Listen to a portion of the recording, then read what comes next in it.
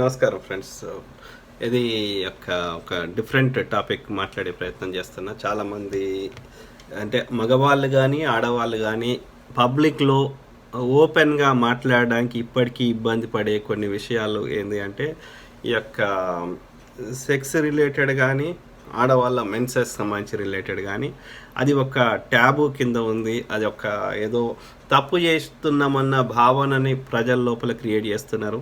Sex అనేది లేకపోతే, ఆ శృంగారం అనే కార్యక్రమం లేకపోతే ఒక మనుషులే కాదు దాదాపు అన్ని జీవరాశులు చేసుకునే అనునిత్య కార్యక్రమం. సో అది అట్లాంటి అది ఆ కార్యక్రమం లేకపోతే భూమి మీద ఒక కొత్త జీవం ఉండదు. ఓకే, కానీ ఏ మెడికల్ షాప్లో కానీ ఎక్కడ పోయి కండోమ్ అడగాలంటే సిగ్గుపడతారు. మగవాళ్ళైనా ఆడవాళ్ళైనా సిగ్గుపడేది ఎందుకో నాకు తెలియదు. అట్లనే ఈ యొక్క పీరియడ్ అన్నా, మెన్సెస్ అన్నా, మెన్స్ట్రుయేషన్ అన్నా, మెన్స్ట్రువల్ సైకిల్ అన్నా చాలామందికి ఒక అవగాహన లేదు. ఎందుకు మాట్లాడుతున్నా అంటే నాకు ఒక మంచి ఫ్రెండ్, ఆమె పేరు గౌరీ వందన. ఆమె జంతు ప్రేమికురాలు. ఓకే, ఎన్నో వీధి ఇండియన్ డాగ్స్ని ఆమె షెల్టర్లో తన సొంత పిల్లల కంటే మంచిగా ఇది వాటిని పోషిస్తుంది. అయితే ఆమె రైటర్, అట్లనే ఫెమినిస్ట్, ఉమెన్ ఈక్వాలిటీ కోరుకునే వ్యక్తి. సో ఆ విధంగా ఆమె ఒక పాటను రాసింది దానికి. అంటే she is the creator idea కానీ ఆ పాటని క్రియేట్ చేసింది. అది ఈ యొక్క ఇంటర్నేషనల్ ఉమెన్స్ డే సందర్భంగా, అంతర్జాతీయ మహిళా దినోత్సవ సందర్భంగా మహిళా సాధికారతలో మహిళలు పొందుతున్న యొక్క సాధక బాధకాల గురించి చెప్తూ ఇప్పటికీ ఇది ట్యాబుగా ఉంది. ఇది మెన్సెస్ రిలేటెడ్ ఇప్పటికీ ఆడవాళ్ళ మీద వివక్ష ఉన్నది. గుళ్ళలకు కానీ ప్రార్థనా మందిరాలకు కానీ రానియరు. ఇంట్లో కూడా ఆ యొక్క మెన్సెస్ టైంలో వాళ్ళని అనేక రకాలుగా అన్నిటికీ దూరంగా పెట్టడము. కొన్ని దేశాల్లో అయితే ఈ యొక్క సపరేట్గా మడ్ హౌసెస్ అని చెప్పి, అట్లా నేపాల్లో 2-3 ఇద్దరు ముగ్గురు చనిపోయినారు. ఆ యొక్క వాళ్ళు గుడిసెలు అంటే ఒక 15 రోజులు, 20 రోజులు, నెల రోజులు కూడా వాళ్ళ ఇంటి నుంచి దూరంగా పెడితే పాములు కరిచి కానీ లేకపోతే వేడికి కానీ ఇట్లా రకరకాలుగా ఇబ్బంది పడుతున్నారు. తమిళనాడులో ఒక కేసు. ఇప్పటికీ మన పాఠశాలలో, మన యొక్క పబ్లిక్ ప్లేస్లలో, పబ్లిక్ టాయిలెట్స్ కానీ, పాఠశాలలు కానీ, హాస్పిటల్స్లో కానీ, ఎక్కడ కానీ, ఓకే, ఈవెన్ ఇది ఇప్పటికీ శానిటరీ నాప్కిన్స్ వాడడం కానీ గ్రామీణ ప్రాంతాల్లో, పేదరికం ఉన్న ప్రాంతాల్లో కొన్ని చోట్ల వాళ్ళు అఫోర్డ్ చేయలేక, అప్పుడు ప్యాడ్ మ్యాన్ సినిమా వచ్చింది కదా అక్షయ్ కుమార్ది. సో ఆయన ఎంత కష్టపడ్డాడు ఆ ప్యాడ్ తయారు చేయడానికి తక్కువ ధరలో. ఆ ప్యాడ్ మ్యాన్ తమిళ ఆయనకు ఎన్నో ఇంటర్నేషనల్ అవార్డ్స్ వచ్చినాయి. సో అంటే what I'm trying to say here, మన దేశంలో ఇప్పటికీ ఒకటి ఆ శానిటరీ నాప్కిన్స్ అవైలబిలిటీ కానీ, అఫోర్డబిలిటీ, వాటిని అఫోర్డ్ చేయడం కానీ, వాటిని ఎట్లా వాడాలో తెలియకపోకుండా అడ్డమైన ఏది పడుతుంది. ఈ యొక్క కొన్ని నేను వింటున్నది, నేను చేసిన రీసెర్చ్ ప్రకారం ఈ యొక్క శాండ్ కానీ లేకపోతే రంపం పొట్టు కానీ రకరకాలుగా ర్యాగ్స్, ఓల్డ్ బట్టలు కానీ అట్లా అన్హైజెనిక్ దానికి ఆపుకోవడానికి ఏది పడితే అది పెట్టేసి అనవసరంగా ఇంకా ఇన్ఫెక్షన్స్, రకరకాల ఇబ్బందులు, కొత్త లేని సమస్యలు తెచ్చుకునే పరిస్థితి ఉంది. కాబట్టి అసలు మెన్సెస్ అంటే ఏంది, అది నిజంగా ఇప్పుడు ఈవెన్ గుళ్ళలకు కూడా రానియరు. ఓకే, ఎందుకు? అది నిజంగా చెడు రక్తమేనా, లేకపోతే దానివల్ల రోగాలు వస్తాయా? ఎందుకు ఈ యొక్క ట్యాబు అనేది ఒకటి. రెండోది, ప్రభుత్వాలను రిక్వెస్ట్ ఏం చేస్తున్నా అంటే దయచేసి ఓకే అందరికీ, ఎవరైతే పేద మధ్యతరగతి వాళ్ళు ఉన్నారో, ఎవరైతే అఫోర్డ్ చేయలేరో అటువంటి వాళ్ళందరికీ కేంద్ర ప్రభుత్వాన్ని, రాష్ట్ర ప్రభుత్వం, 2 ప్రభుత్వాలను రిక్వెస్ట్ చేస్తున్నా, please provide sanitary napkins to every girl or every women. ప్రతి స్త్రీకి, ప్రతి మహిళకి, ప్రతి బాలికకి కంపల్సరీగా శానిటరీ నాప్కిన్స్ ఫ్రీగా అందించండి ఎవరైతే అఫోర్డ్ చేయలేరో పేద మధ్యతరగతి వాళ్ళకి. ఇది మన యొక్క కనీస బాధ్యత. ఓకే, అది ముట్టే గాలి మాటలు నోరికేదో చెప్పుడు కాదు. మహిళా సాధికారత అంటే మనం చర్యల్లో చూపెట్టాలి. ప్రతి మహిళకి కనీసం చిన్నవి కూడా మనం చేయలేకపోతే ప్రభుత్వాలు ఉండి దండగా. ఓకే, సో అది నేను ఒక రిక్వెస్ట్ చేస్తున్నా. సో అదేవిధంగా అది అంటే ఆ యొక్క పక్కకు పెట్టే కార్యక్రమం, అంటుడు ముట్టుడు అనే కార్యక్రమం ఎందుకు వచ్చింది, ఆ సాంప్రదాయం ఎందుకు స్టార్ట్ అయింది, అది నిజంగా దురాచారంగా స్టార్ట్ అయిందా, దానిలో ఏమైనా మీనింగ్ ఉండనా, అట్లనే యాక్చువల్లీ ఇదేంది అనేది. ఓకే, నాకు తెలిసిన కాడికి, నాకు అర్థమైన కాడికి అది ఎందుకు దూరం పెట్టిండ్రు అనేది నేను గమనిస్తే, ఆ రోజులలో ఈ శానిటరీ నాప్కిన్స్ కానీ ఇట్లాంటిది వాడకం కరెక్ట్ లేకుండే. సరైన వాటిని ఆ యొక్క ఆ ఫ్లోని, ఆ బ్లడ్ని అబ్జర్వ్ చేయడానికి సరైనటువంటి మెకానిజం లేకుండడం వల్ల ఎక్కడన్నా ఈ బ్లడ్ ఎక్కడైనా పడితే అదంతా క్లీన్ చేసుడు, ఇదంతా మెస్సీ ఉంటుందని చెప్పి వాళ్ళని ఆ 3 రోజులు, 5 రోజులు, ఆ వారం రోజులు అన్నిటికీ దూరంగా సపరేట్గా ఐసోలేషన్లో ఉండు అని అట్లా పెట్టిందని నేను అనుకుంటున్నా. జస్ట్ బికాస్ ఆ రోజులలో సరైనటువంటి శానిటరీ ఈ నాప్కిన్స్ అబ్జర్వ్ చేసేటువంటి సరైనటువంటి మెకానిజం లేకపోవడం వల్ల అని నేను భావిస్తున్నా. సో ఆ విధంగా ఏంటి అది మంచి రక్తమా చెడు రక్తమా అనేది మనం పరిశీలిద్దాం. ఓకే, నాకు అర్థమైన కాడికి ఏంటి అంటే ఈ యొక్క మెన్స్ట్రువల్ ఈ యొక్క మొత్తం 28 డేస్, అరౌండ్ 28 డేస్కి పీరియడ్స్ అనేది వస్తుంది. అంటే అర్థమైంది, ఏ ఉమెన్ యొక్క సైకిల్లో ఎప్పుడైతే వాళ్ళ యొక్క ప్యూబర్టీ అంటే ఆ 13, 14, 15 వచ్చిన తర్వాత ఆ యొక్క హార్మోనల్ చేంజెస్ కావడం వల్ల మన శరీరంలో మగవాడైనా ఆడవాళ్ళైనా ఆ యొక్క సెక్సువల్ రీప్రొడక్టివ్ ఆర్గాన్స్ డెవలప్ అవుతాయి. అంటే హార్మోనల్ చేంజెస్ వల్ల జరిగినప్పుడు అందులో ఒక ప్రక్రియలో భాగంగా ఏమవుతుంది, అప్పటి నుంచి ఆ స్త్రీ ఓవులేషన్ అవుతుంది. ఓవులేషన్ అంటే ఆ యొక్క ఎగ్ రిలీజ్ అవుతుంది. బిడ్డ పుట్టాలంటే ఫర్టిలైజేషన్ కావాలి, కొత్త బిడ్డ జన్మ కావాలంటే ఆడవాళ్ళ లోపల ఉండే ఆ ఓవరీస్ నుంచి రిలీజ్ అయినటువంటి ఎగ్ని, ఓకే, అండంని ఈ యొక్క అదేవిధంగా మగవాడి నుంచి వచ్చే ఆ స్పర్మ్ నుంచి వచ్చేటువంటి ఆ యొక్క సెమెన్ నుంచి వచ్చే స్పర్మ్, ఓకే, శుక్రకణము, అండము శుక్రకణం కలిస్తే ఓకే అది పిండంగా తయారవుతుంది. అర్థమైందా? సో కాబట్టి ఎవ్రీ మంత్ ఆడవాళ్ళకి ఓకే ఓవులేషన్ జరుగుతుంది. అంటే ఆ ఓవరీస్ నుంచి ఎగ్ రిలీజ్ అవుతుంది. ఎగ్ రిలీజ్ అయినప్పుడు ఆ ఓవులేషన్ జరిగినప్పుడు ఒక 2 డేస్ ముందు కానీ, ఓవులేషన్ జరిగినప్పుడు కానీ, ఓవులేషన్ తర్వాత కానీ, అంటే ఆ వారం రోజులు ఆ ఓవులేషన్ పీరియడ్లో వాళ్ళు శృంగారం చేస్తే, సెక్స్ చేస్తే, లేకపోతే ఆ శుక్రకణం వచ్చేసి ఆ యొక్క ఎగ్గుతో కలిస్తే అప్పుడు యొక్క గర్భం దాలుస్తారు. సో ఆ విధంగా 9 months ఆ గర్భం అది అవుతుంది. అయితే ఆ కలిసినప్పుడు ఆ యొక్క ఎగ్ ఏమవుతుంది అంటే ఆ యొక్క మిగతా హార్మోనల్ చేంజెస్ వల్ల శరీరంలో అక్కడ ఒక ఈ గర్భసంచి అంటారు, యూటరస్ అంటారు. ఓకే, ఫస్ట్ వెజైనా తర్వాత సర్వెక్స్ తర్వాత యూటరస్కి అనేక పొరలు ఉంటాయి. అందులో ఈ యొక్క థిన్ లేయర్ ఎండోమెట్రియం అనేది ఒక లేయర్ ఉంటుంది, ఒక రక్త పొర. ఆ రక్త పొర మామూలుగా సన్నగా ఉంటుంది. ఎప్పుడైతే ఈ ఓవులేషన్ టైం వస్తుందో అప్పుడు ఏమవుతుందంటే ఈ యొక్క బిడ్డకు ఈ యొక్క అంటే ఓవులేషన్ టైంలో నేచర్ ప్రకృతి ఏమనుకుంటుందంటే ఇప్పుడు ఈ యొక్క బిడ్డ రావడానికి అంటే శుక్రకణంతో కలవడానికి కొత్త జీవ జన్మ ఇవ్వడానికి ఇది వేదిక తయారు చేస్తుంది అన్నట్టు. ఆ క్రమంలో ఆ కావాల్సిన బిడ్డకి ఏం కావాలి, ఆ యొక్క చిన్న దానికి ఎంబ్రియోకి ఏంది అంటే చాలా న్యూట్రియంట్స్ కావాలి. మన శరీరంలో ఎక్కడైనా మనకి కావాల్సిన న్యూట్రియంట్స్ ఎట్లా సప్లై చేస్తుంది శరీరానికి, ఆక్సిజన్ కానీ, పొటాషియం కానీ, కాల్షియం కానీ, మిగతా అనేక పోషకాలు రక్తం ద్వారా. సో ఆ విధంగా అది కొత్త యొక్క రక్త నాళాలని ఏర్పాటు చేసుకొని ఆ రక్త పొరలోకి పోషకాలు ఉన్నటువంటి రక్తాన్ని ఆ యూటరస్ గర్భసంచికి లోపల ఒక పొర ఎండోమెట్రియం అనే ఒక రక్త పొర తయారవుతుంది. ఆ రక్త పొరలోకి ఈ పిండం పోయి అలా ఇన్సర్ట్ అవుతుంది, ఇంప్లాంట్ అయినప్పుడు అది అందులో దాని చుట్టూ ప్లసెంటా ఏర్పడి ఆ విధంగా బిడ్డ పెద్దగా అవుతుంది. సో అయితే అది ఏమైంది, అది వాళ్ళు యొక్క పిల్లల్ని అంటే సెక్స్ శృంగారం చేయకపోతే, లేకపోతే ఆ శుక్రకణం వచ్చి కలవకపోతే, అది పిండంగా ఎంబ్రియోగా తయారు కాకపోతే, అది ఫర్టిలైజ్ కాకపోతే, అన్ఫర్టిలైజ్డ్ ఎగ్ ఏమవుతుంది అంటే అది డిసింటిగ్రేట్ అయిపోయి అప్పుడు అది గర్భం దాల్చలేదు కాబట్టి ఆ యొక్క పోషక విలువలు ఉన్నటువంటి రక్త పొర అది షెడ్ అయితే దాన్ని ఆ యొక్క క్రాంప్స్ వచ్చి దాన్ని షెడ్ చేసేసి ఆ రక్తాన్ని బయటకు పంపిస్తుంది. దాన్నే బ్లీడింగ్ అంటారు, దాన్నే పీరియడ్స్ అంటారు. అంటే బిడ్డకు కావాల్సిన పోషకాలున్న రక్తము బిడ్డ ఏర్పాటు కాకపోవడం వల్ల దాన్ని బయటకు పంపిస్తుంది. అంటే మన శరీరంలో ఉన్న రక్తమే ఒక కొత్త జీవి జన్మకీయడానికి కావాల్సిన రక్తమే. అది కొత్త జీవి రాకపోవడం వల్ల ఆ రక్తాన్ని బయటకు పంపించేస్తుంది, పోషకాల విలువలు ఉన్న రక్తాన్ని. అది చెడు రక్తం ఎట్లయితుంది?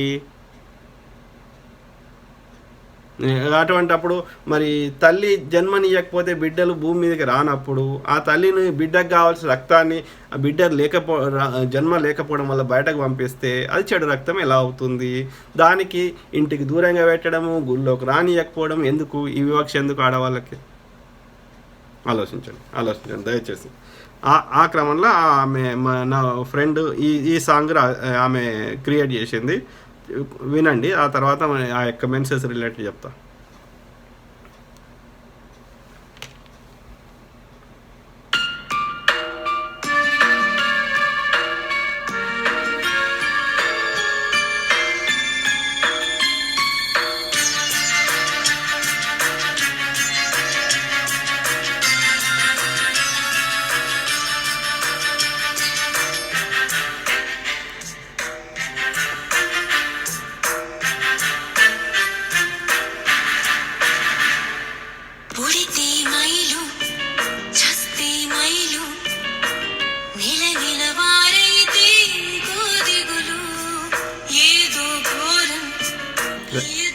తెలంగాణ భాషలో మైల అంటారు, అక్కడ ఆంధ్ర భాషలో మైలు అంటారు.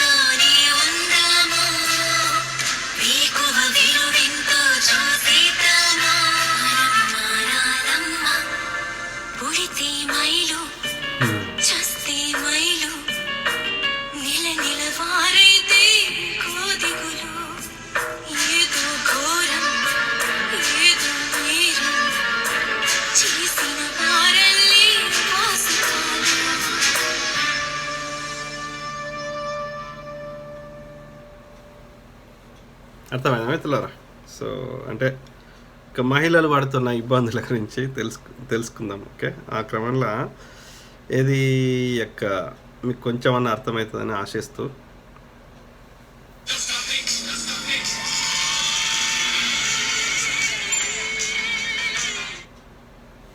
The menstrual cycle begins with menstrual bleeding, marking the follicular phase's first day. When the follicular phase begins, levels of estrogen and progesterone are low. As a result, the top layer of the uterus's thickened lining break down and are shed, and menstrual bleeding occurs. About this time, the pituitary gland starts sending follicle-stimulating hormones to your ovaries, stimulating the development of 5 to 20 follicles in the ovaries. Each follicle contains an immature egg and produces estrogen. One follicle will soon begin to grow faster than others. This is called the dominant follicle. As the follicle grows, the levels of estrogen in the blood rise significantly. This increase in estrogen begins to inhibit the secretion of the follicle-stimulating hormone. The fall in follicle-stimulating hormone allows smaller follicles to die off. They are, in effect, starved of follicle-stimulating hormone. The increasing amount of estrogen in your body also ensures that the lining of your womb thickens with nutrients and blood. This is so that if you do get pregnant, the fertilized egg will have everything it needs to grow. The ovulatory phase begins with a rise in the levels of luteinizing hormone and follicle-stimulating hormone. The surge of the luteinizing hormone triggers one of the most prominent follicles to pop open and release its egg, which heads into the fallopian tube and starts its journey towards the uterus.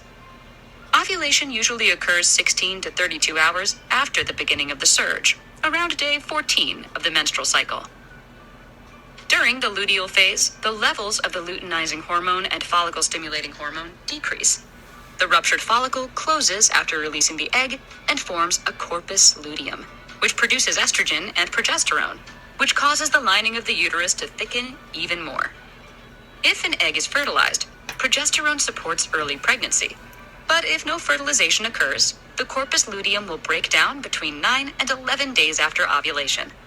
This results in a drop in estrogen and progesterone levels, bringing us back to the first stage of menstruation if no pregnancy has occurred.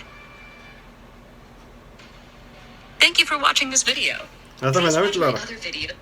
So hormonal changes వల్ల ఇవన్నీ ఒక activity జరుగుతుంది. ఆ విధంగా బిడ్డకు కావాల్సిన ఆ రక్త పొరలో కావాల్సిన అనేక న్యూట్రియంట్స్తో కూడిన రక్తము బిడ్డ జన్మ రాకపోవడం వల్ల అది బయటకు పంపించడం జరుగుతుంది. అంతకుమించి ఏం లేదు.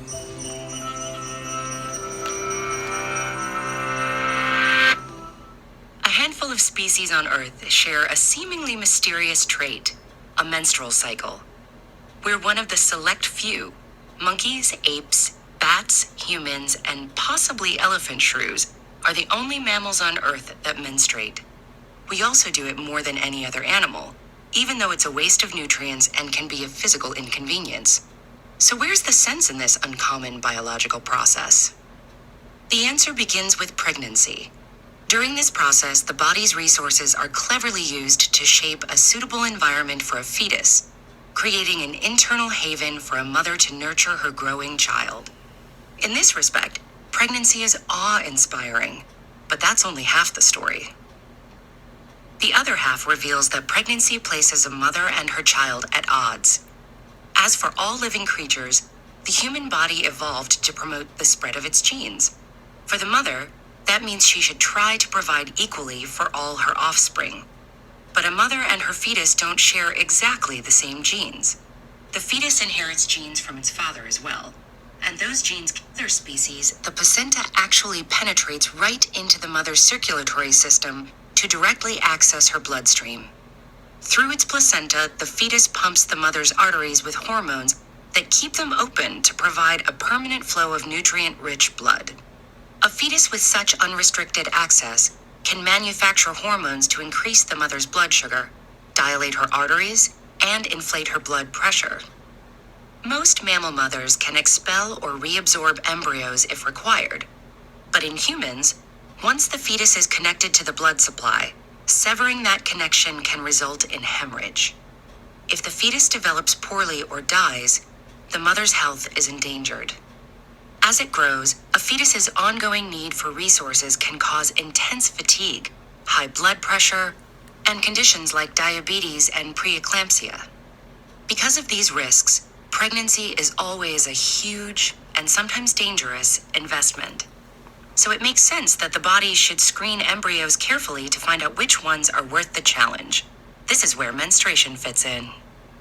Pregnancy starts with a process called implantation, where the embryo embeds itself in the endometrium that lines the uterus. The endometrium evolved to make implantation difficult, so that only the healthy embryos could survive.